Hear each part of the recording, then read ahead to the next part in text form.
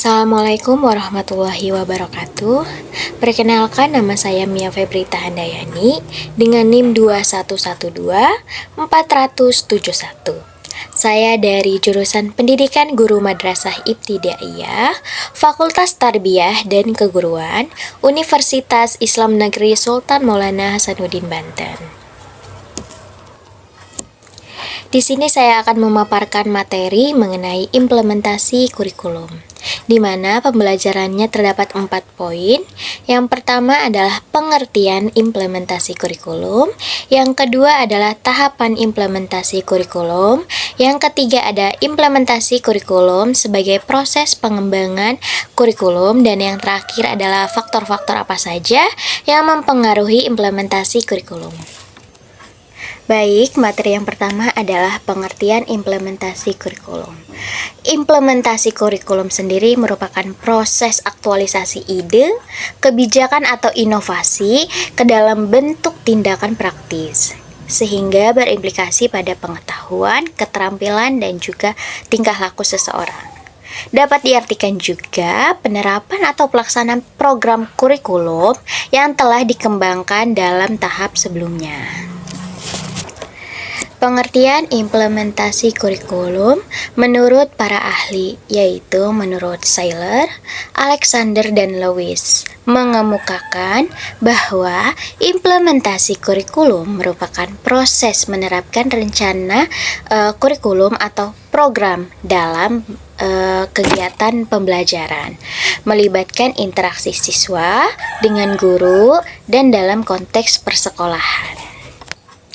Maka dari itu, implementasi kurikulum dapat juga diartikan sebagai suatu langkah untuk mengupayakan suatu rencana kurikulum yang masih bersifat tertulis menjadi suatu kegiatan atau serangkaian yang lebih spesifik di sekolah, dan juga untuk mengembangkan pengetahuan-pengetahuan guru dan juga siswa-siswi di sekolah.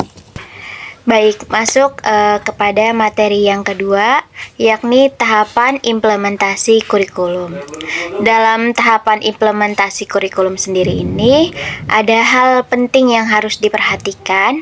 Menurut Umar Hamalik, ada 3 poin tahapan implementasi kurikulum, yakni yang pertama tahapan perencanaan, yang kedua tahapan pelaksanaan, yang ketiga adalah tahapan evaluasi.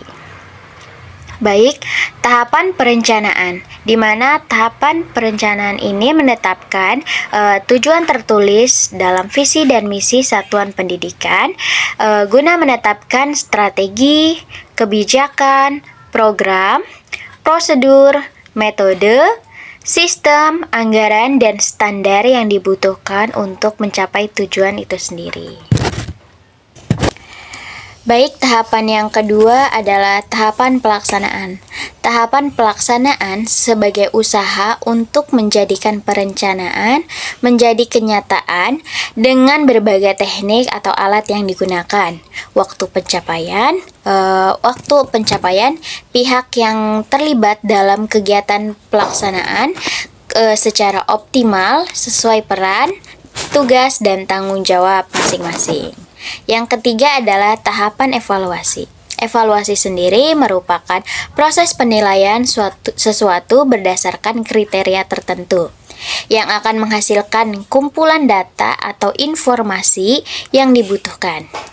Dengan hasil dan informasi yang diperoleh, maka akan memudahkan dalam menentukan nilai yang selanjutnya dapat dijadikan acuan penentuan kebijakan pendidikan pada umumnya maupun pengambilan keputusan dalam kurikulum.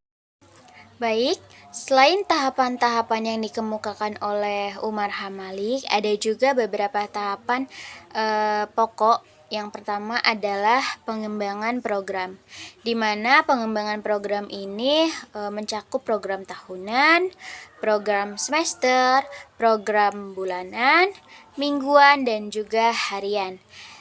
Dan juga ada program bimbingan dan konseling, dan juga program remedial.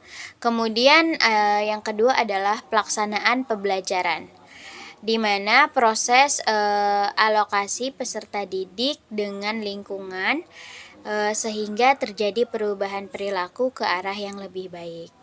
Kemudian yang ketiga ada evaluasi, di mana proses evaluasi ini merupakan proses yang dilaksanakan sepanjang proses kurikulum.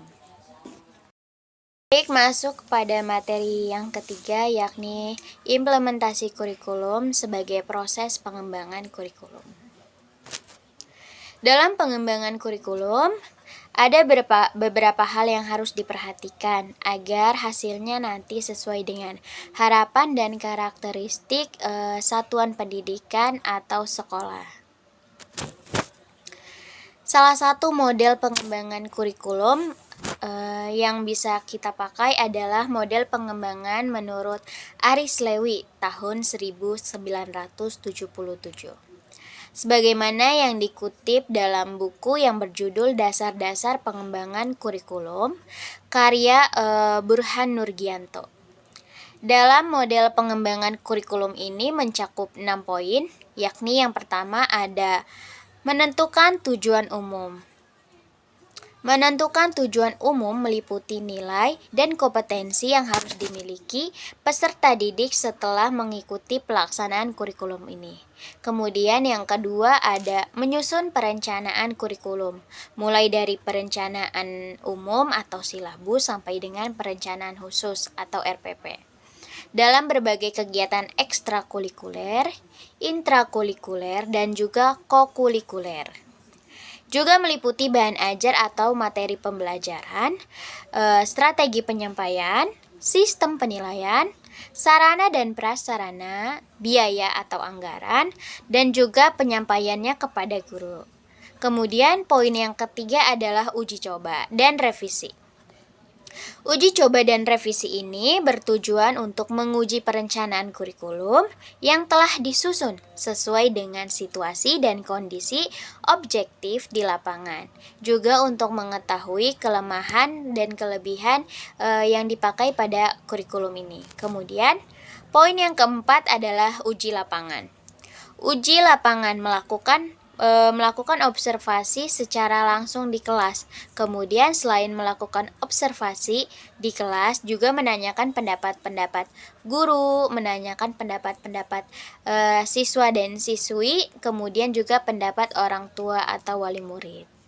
Kemudian poin yang kelima dan keenam adalah pelaksanaan kurikulum dan pengawasan mutu kurikulum, di mana setelah melakukan uji coba dilaksanakannya pelatihan untuk kepala sekolah dan juga untuk guru secara bertahap.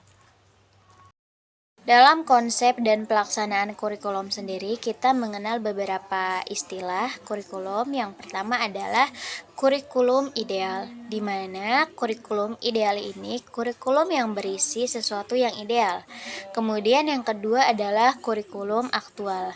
Kurikulum aktual adalah kurikulum yang dilaksanakan dalam proses pengajaran dan pembelajaran. Kemudian yang ketiga adalah kurikulum tersembunyi. Kurikulum tersembunyi ini merupakan segala sesuatu yang terjadi pada saat pelaksanaan kurikulum ideal menjadi kurikulum faktual. Contohnya, guru yang datang ke sekolah dengan tepat waktu. Hal ini bisa merubah kepribadian peserta didik itu sendiri. Kemudian menurut pelaksanaan dan kegunaannya, kurikulum ada 3 juga, yaitu kurikulum nasional, kurikulum daerah, dan juga kurikulum sekolah. Di mana kurikulum nasional ini adalah kurikulum yang disusun oleh tim pengembangan tingkat nasional dan nantinya juga digunakan di wilayah nasional atau di tingkat nasional. Kemudian yang kedua adalah kurikulum daerah. Kurikulum daerah adalah kurikulum yang disusun oleh tim pengembang pada masing-masing daerah kabupaten atau kota. Kemudian yang ketiga adalah kurikulum sekolah. Kurikulum sekolah juga merupakan kurikulum yang disusun oleh tim sekolah-sekolah di mana satuan pendidikan itu sendiri. Baik, materi yang terakhir adalah faktor-faktor apa saja yang mempengaruhi implementasi kurikulum. Di sini ada 3 faktor. Yang pertama adalah karakteristik kurikulum, di mana karakteristik kurikulum ini meliputi ruang lingkup bahan ajar, kemudian tujuan, fungsi, sifat, dan sebagainya.